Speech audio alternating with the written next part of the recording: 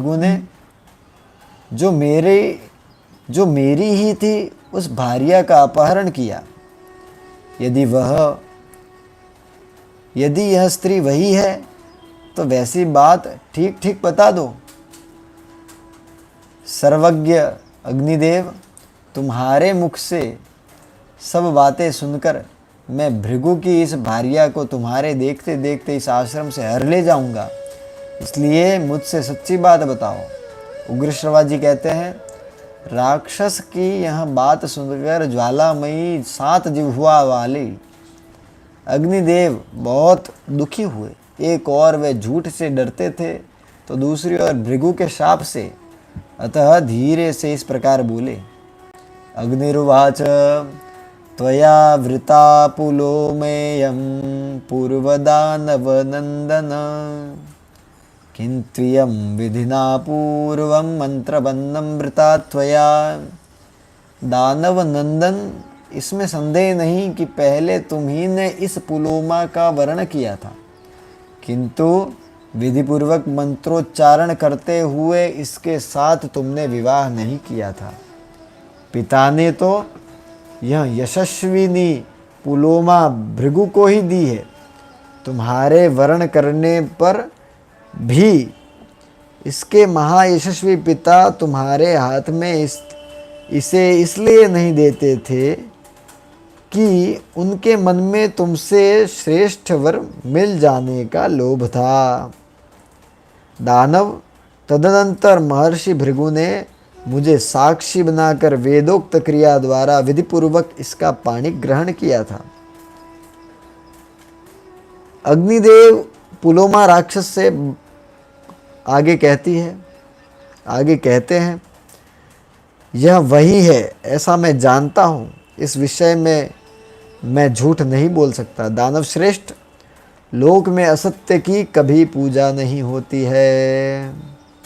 नानृतम ही सदा लोके पूज्यते दानवोत्तम।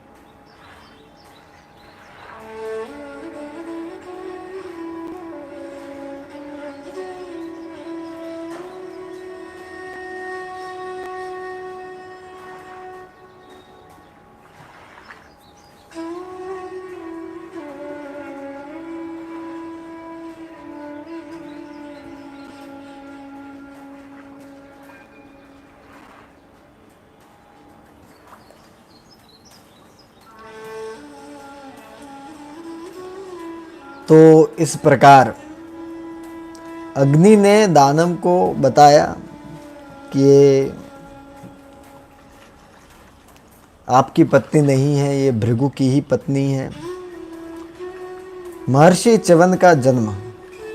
सौतिरुवाच, उग्रश्रवा जी कहते हैं, ब्रह्मन,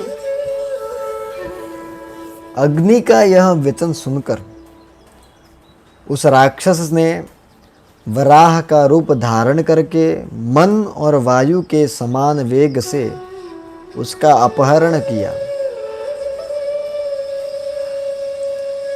भृगुवंश शिरोमणे, उस समय वह गर्भ जो अपनी माता की कुक्षी में निवास कर रहा था, अत्यंत रोष के कारण योग बल से माता के उदर से च्युत होकर बाहर निकल आया।